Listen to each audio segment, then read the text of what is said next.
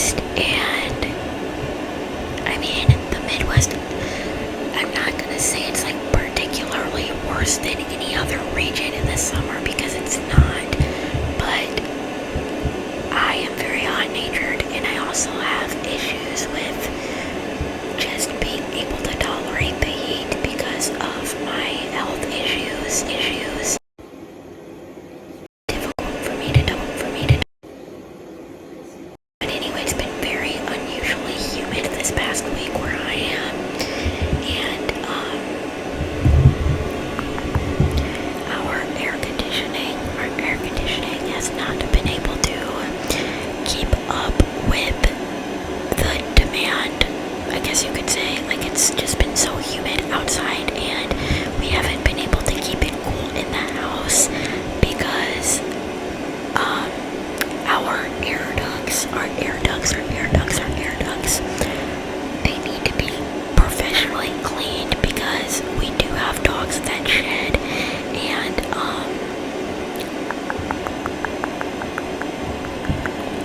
shedding season just now ended, and that doesn't mean that they're not shedding anymore. That just means that, like, the worst part of their shedding is over for the time being, if that makes sense. But they still shed a lot, and so our air ducts get clogged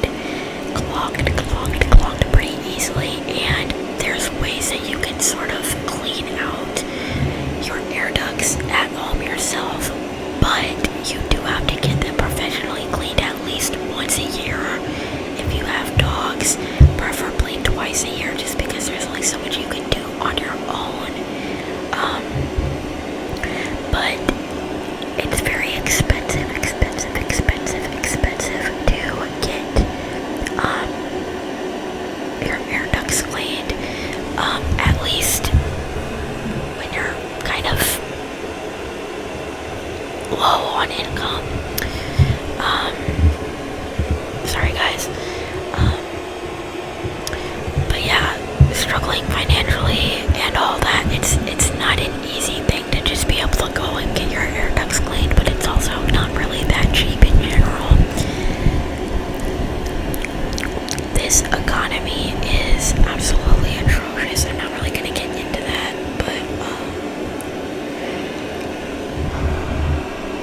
yeah, so we've been trying to figure out a way to get our air ducts cleaned just because, you know, it is getting to the point where we're going to have to figure something out regardless of money, just because it's been so humid in the house, and like I said, the air conditioner hasn't been able to keep up with the air conditioner hasn't been able to keep it cool, just because of that.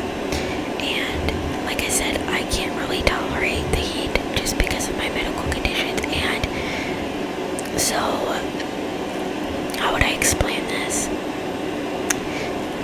My body can't regulate its temperature, and it's in the sense of, like, I'm always overheated even when it's not hot. Like, my body is just always in a state of being overheated, and I get heat exhaustion very easily, if that makes sense.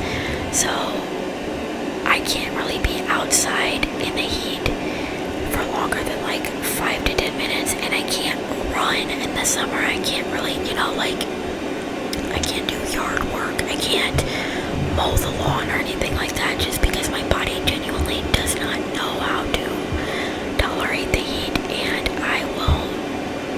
my body will essentially react to the heat as if I am in, like, distress, pretty much. And it sounds weird, it sounds dramatic, but my body is over dramatic, and it's frustrating, but it's definitely more common than it seems like it is. It's just not something that is talked about that often.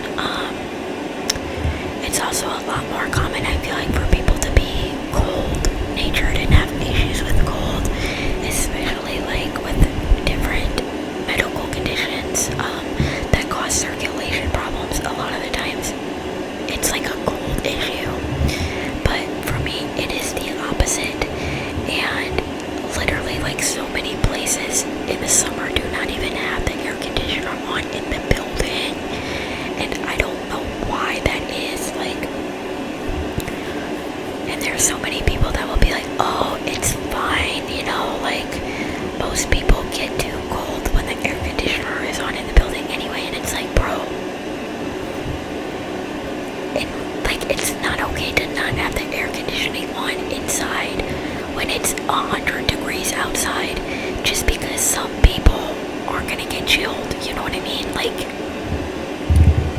that's just a ridiculous take in my opinion. But I mean, it depends on the area, and it also depends on, like, if it's a small business, if it's a, big corporation. Sometimes a couple years ago, which I can't believe I'm saying a couple years ago, because like, how was 2022 already a couple years ago? Anyway, the summer before last summer, I was getting voice lessons at this, I guess you could say, small business. And literally the building was disgustingly hot, and I tried to, like, push through and just stick it out, because the people there were really nice, and I felt the price was honestly, like, it was really affordable. It was only $80 a month for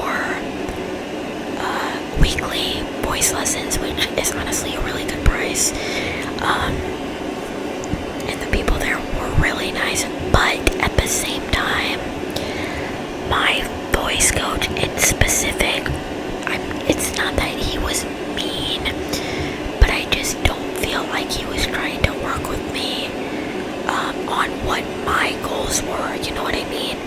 And that is an issue that people experience in many different settings, whether that be in, vocal coaching, or even in therapy, like, a lot of the times the professional, if you will, like, they just want to do things their way, but it's like you're spending your money, like, they're getting your money and they're working for you, you know what I mean? Like, they're supposed to help you with your goals. It's not supposed to be that type of thing where they make you do things a certain way just because that's what they think is best, you know what I mean? Like, obviously constructive criticism is something that you need, and it has to be involved when you are perfecting your craft, if you will. That's what I like to say, perfecting your craft, because I don't know, I just feel like that makes more sense to say in that context. I don't know, but not that we can ever really be perfect at anything, but with voice lessons and stuff like that, that's essentially what you're trying to do. You're not trying to be perfect, but you're trying to, work on your craft, get better at it, be the best that you can be. And yeah, but like I said, he wasn't, like, rude or mean or anything, but, like, I was seeking voice lessons because I have a very hard time singing without straining, and it's, like, not even minor straining, it's severe straining. Like, even if I'm not singing higher notes, I am always straining. Like, even talking, like, that's why I honestly think that I might even need to have, like, actual speech therapy too, because I am just always using too much air at one time. And that's not just with singing, it is especially with singing, but it's also even with just talking. But anyway, that's why I was seeking voice lessons. I wanted to learn how to essentially use my voice in a healthier way, learn how to have better breath control. Breath control is so important with singing, like, and that's honestly the most important skill you have to have with singing is breath control. Because if you don't have breath control, you're not going to have control of your pitch either. And if you don't have control of your pitch, then you're not going to sound good. So essentially it all goes back to breath control. But he wasn't really wanting to work on breath control. And I don't know, it was kind of weird because he was like my age, maybe even a little bit younger than me, and he just was not open-minded at all. Like, he didn't even really seem to understand what I meant when I said that I needed to work on breath control. I don't know if maybe he was new, or I don't know. I mean, even then, like, vocal coaches usually know what they're doing from the beginning. Obviously there's different things that they have to learn along the way, because everything in life is a learning process. But even a vocal coach in the beginning of their career, if you will, would typically understand and know how to help somebody with birth control. But I don't even think that it was that he didn't know what I don't think it was that he didn't know what he was doing, or that he didn't know what I was talking about. I think it was just that that wasn't what he wanted to focus on. He wanted to focus on pitch, but that is the thing that I really don't understand about that situation, because like I said, you can't have good pitch control if you don't have good breath control. So you can't focus on your pitch before you focus on your breath control, because in order to have good pitch control, you have to have good breath control first.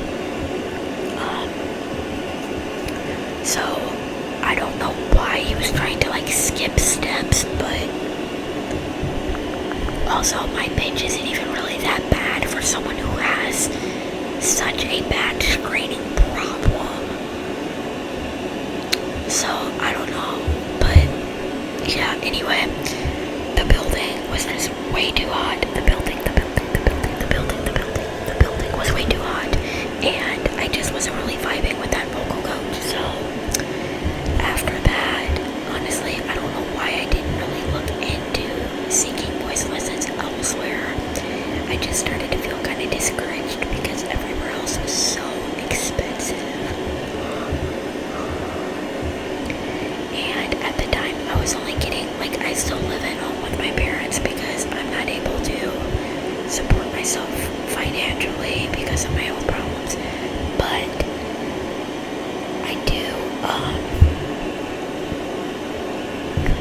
I do get Social Security, which does not cover much, but at the time it was even less than it is now. I was only getting $300 a month, so, my options for, spending money on extracurriculars isn't really the word, but, just spending money on anything outside of the necessities, even though, like, I can't cover all the necessities myself in this economy, obviously, but I'm just saying, like, obviously, even though I can't fully provide for myself, like, I've still always tried to be responsible with my money, so,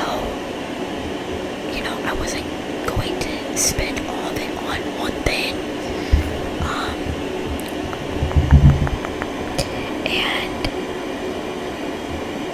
and also some places being like $200 for only a half hour.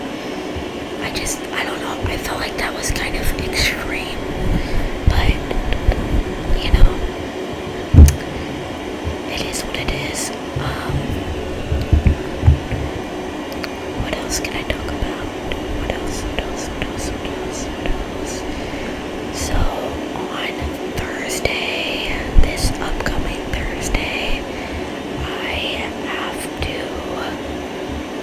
go on like a 4-hour drive to see for an appointment with a psychiatrist. Literally, no one in my area has any availability. Nobody within a decent radius has any availability. And all of the clinicians that do telehealth require an in-person appointment first. So literally the only way that I'm going to be able to have a psychiatrist and figure out what needs to be done with that is to have a in-person intake session.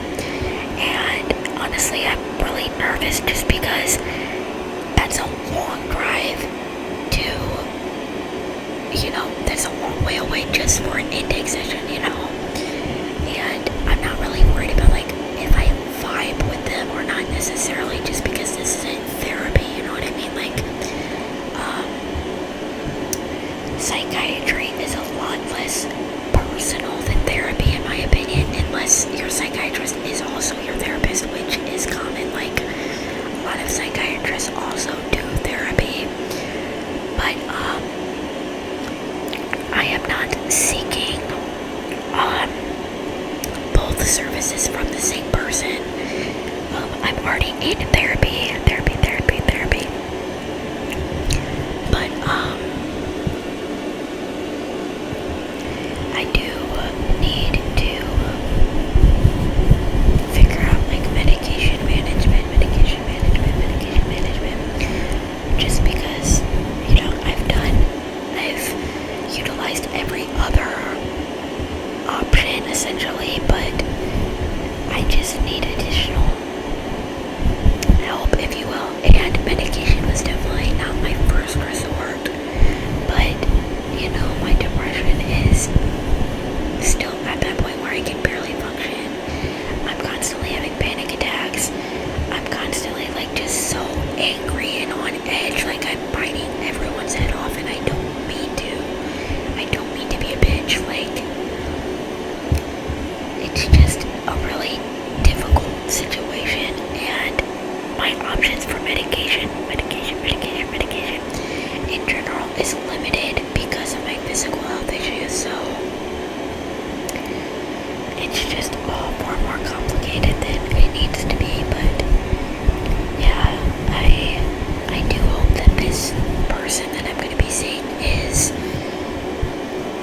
going to be able to help me and is going to listen to understand, because even though it's not as personal as therapy, it's still more personal than, just a regular appointment with your PCP or something, because I am going to have to go in depth with what is going on in my head, and that is personal. So yeah, I do hope that I vibe with them. I'm just saying, like, obviously, in my personal opinion at least, and in my experience with a therapy intake session, there's a lot more that goes into it in terms of, like, standards, you know what I mean? Like, it's still important that I vibe with my psychiatrist. It's just not as deep of a bond that you have to have, like, with dog therapy, if that makes sense. With dog therapy, that's every single week. You're telling them, your deepest, darkest secrets, all of that. You're not necessarily having to get into as much of the nitty-gritty with your psychiatrist.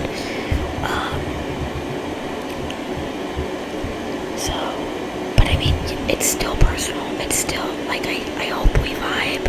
I hope that they understand what is going on and that they're able to help me. But I don't know. I don't know. I have had very, very negative experiences with psychiatrists in the past, and just doctors in general, so I definitely don't have any, like, expectations. I'm just trying to be hopeful, because if I'm not hopeful, then what the heck would be the point in making this 4-hour drive? My dad is taking the day off work to drive me there, because I don't drive. Also due to health. And usually my mom will come with for appointments too, but my mom has been having a lot of health issues, so this is going to be, like, my first appointment that I've ever went to with just my dad, which is fine. But my mom is, like, my mom is my person. She's my number one supporter, and she just understands me on a much deeper level than anybody else. So I do obviously wish that she could come, but also, what else was I even gonna say? I don't even know what else I was gonna say. I don't know why, but I am, like, really into Reba right now, like the TV show. I don't know if anybody else grew up on Reba. I feel like that was a common show that, like, 2000s kids grew up on, but I've been rewatching Reba lately, and I forgot how freaking funny that show was. It's so underrated.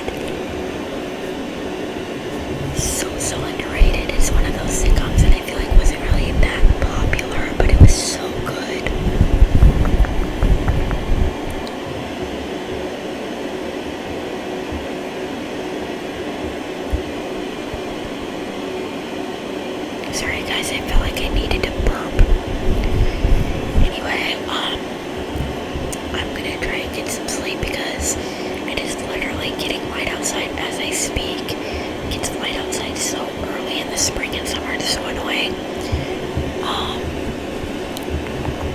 If I was like a morning person, it probably wouldn't be as annoying, but I'm not a morning person at all.